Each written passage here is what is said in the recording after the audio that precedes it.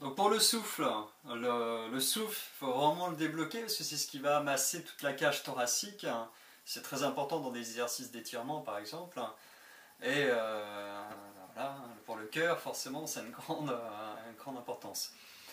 Un exercice tout bête, on le retrouve dans plein de disciplines. Se mettre le dos au mur et s'asseoir, tout simplement. Voilà. Les mains reposent simplement sur les cuisses, les pieds largeur du bassin pour que ça soit plus à l'aise dans la posture. Et ici, on va donc inspirer en faisant exprès de gonfler le ventre.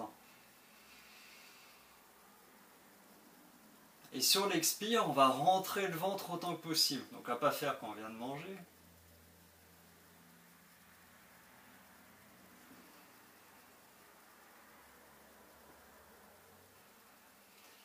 On fait autant de répétitions qu'on le souhaite. Inspirer par le nez, expirer par le nez également.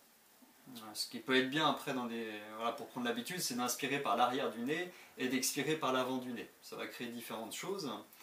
Et ce que je voulais dire aussi par rapport là, au souffle, c'est là le fait de gonfler exprès le ventre, ça va faire de la place, les organes vont pouvoir descendre un petit peu.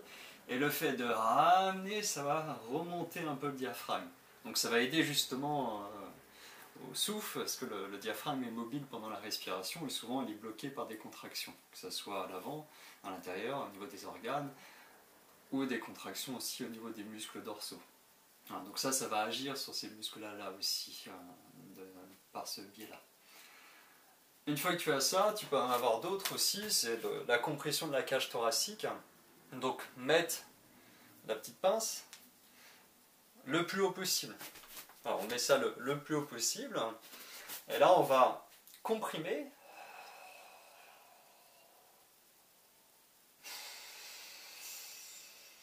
Donc là tu peux expirer par la bouche si tu veux pour aider à chasser le plus d'air possible, et inspirer par le nez par contre. Voilà, donc c'est vraiment une compression de la cage. Ensuite, il y a un petit appel d'air en quelque sorte où ça va repousser les bras, et c'est là où l'air va suivre après. Je le refais une fois. Alors, donc le plus haut possible.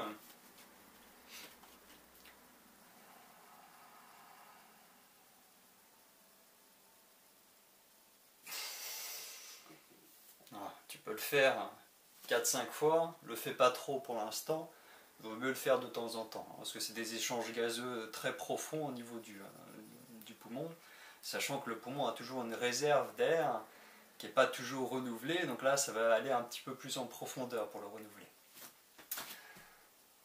C'est tout.